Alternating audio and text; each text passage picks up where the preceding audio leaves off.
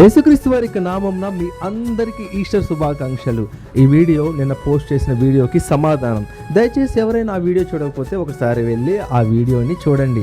యేసుక్రీస్తు వారు శుక్రవారం రోజు మధ్యాహ్నం 3 గంటలకి సర్వ మానవాళి పాపముల కొరకు తన ప్రాణమును అర్పించి ఉన్నారు. తిరిగి 3వ దినాన పునరుద్ధానుడయ్యాడు. అయితే ఈ 3 దినాలు ఆయన ఎక్కడికి వెళ్ళారు, తండ్రికి ఆత్మను అప్పగించిన తర్వాత ఏం జరిగింది, ఆయన ఏ ప్రదేశానికి వెళ్ళారు అనేది ఇప్పుడు మనం చూద్దాం. ఆయన ఎక్కడికి వెళ్ళారంటే 1 పేతురు పత్రిక 4వ అధ్యాయము 6వ వచనంలో ఈ విధంగా వ్రాయబడి ఉన్నది. మృతులైన వారు మానవులకి తీర్పు జరిగిన రీతిగా వారికి తీర్పు జరుగుటకు వారికి సువార్త ప్రకటింపబడినది అని వ్రాయబడి ఉన్నది.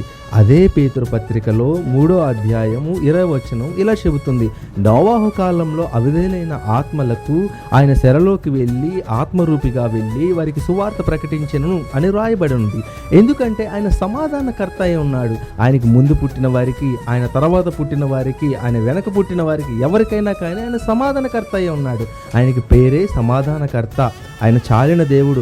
ఆయనలో ఏ పాపము ఏ శాపము లేదు కాబట్టే, మరణం సైతం ఆయన్ని ఓడించలేదు కాబట్టే, మరణాన్ని గెలిచి తిరిగి సజీవుడయ్యి సజీవ అధిపతి అయ్యి నిలబడిగల దేవుడు యేసయ్య మాత్రమే.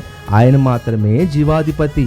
ఆయన ఈ దినాన నిన్ను పిలుస్తున్నాడు ఆ జీవాన్ని ఉచితంగా అనుగ్రహించడానికి. నేను చేయవలసిన పనుల్లో ఏమీ లేదు. ఆయనకి నచ్చిన జీవితాన్ని జీవిస్తూ ఆయన దేవుడిగా అంగీకరిస్తే ఆ జీవం మనకి ఉచితంగా లభిస్తుంది. మరి అలాంటి జీవాధిపతికి రావడానికి నువ్వు సిద్ధంగా ఉన్నావా? అలాంటి జీవం మనకి దయచేయనుగాక. ఆమేన్.